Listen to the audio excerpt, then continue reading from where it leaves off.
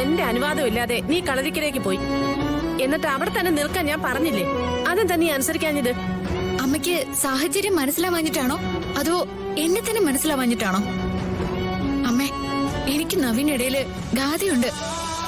എന്റെ അവകാശങ്ങളൊക്കെ ഒട്ടും ശബ്ദമില്ലാത്തതാ. പക്ഷേ ഗാഥ അവളുടെ അവകാശങ്ങളൊക്കെ പിടിച്ചെടുക്കുന്നതേ ഉറക്കിയ.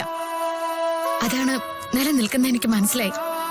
എന്റെ കൂടപ്പിറപ്പല്ലേ, അവള് ജീവിക്കട്ടെ അമ്മേ. വേണ്ട, എനിക്ക് നീ ആ സംസാരം കേക്കണ്ട. കൂടെ പെറുപ്പം പെറ്റമ്മേ, ആ വാക്കിനൊക്കെ എന്തെങ്കിലും വിലയുള്ളവരാണോ ആ കൂട്ടര്? കൊല്ലാൻ നടക്കല്ലേ എല്ലാം അറിഞ്ഞിട്ടും. എന്നിട്ടും പിന്നെ നീ ന്യായീകരിക്കാൻ നടക്ക്. ദേ, എന്നോട് ഇനി നിന്റെ ഒരു കാര്യം പറയാൻ നിൽക്കണ്ട.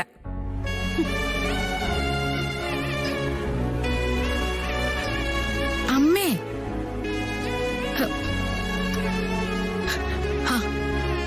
ഇനി അമ്മ കൂടി മിണ്ടണ്ട. ബാക്കി എല്ലാ ഐശ്വര്യങ്ങളും അമ്മയുടെ മോൾക്കിപ്പോ ഒത്തു വന്നിട്ടുണ്ടല്ലോ. അച്ഛൻ ജയിലിലാണ്. താമസിച്ചിരുന്ന വീട്ടിൽ നിന്ന് പുറത്താക്കി. എപ്പോ വേണമെങ്കിലും കൊല്ലം പിറകിയ ആളുകളും ഉണ്ട്. അതിന്റെ കൂടെ അമ്മ മിണ്ടാതിരിക്കാൻ കൂടി വേണം. എന്നാലല്ലേ അനുഭവിച്ച കാര്യങ്ങൾക്ക് കുറച്ചുകൂടെ ആളുണ്ടാവും. പോട്ടെ, എല്ലാം പോട്ടെ. ചിലപ്പോ ഒന്നിച്ച് തീരാനായിരിക്കും.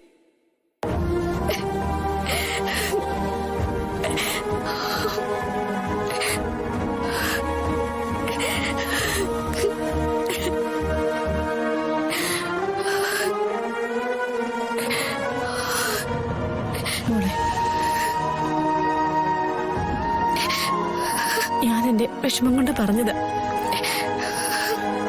ദൈവത്തിനോട് നിന്നോടും അല്ലാതെ ഞാൻ വേറെ ആരോടെ എന്റെ സങ്കടം പറയുന്നത്? ഞാൻ അത്യാഗ്രഹം ഒന്നും കാണിച്ചിട്ടില്ല.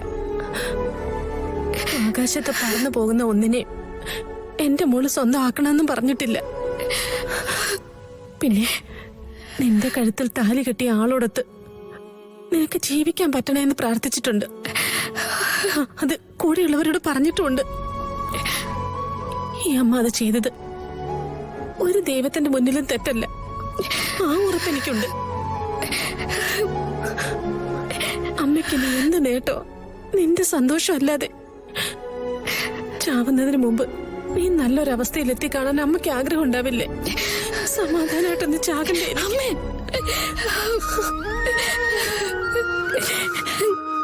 ചാവുന്ന വർത്താനൊന്നും പറയല്ലേ അമ്മ. അങ്ങനെയാണെങ്കിൽ എത്രയോ മുന്നേ നമുക്കത് ചെയ്യായിരുന്നു. ചാവാൻ വല്ല ബുദ്ധിമുട്ടുണ്ടോ? ചിരിക്കാനല്ലേ പ്രയാസം.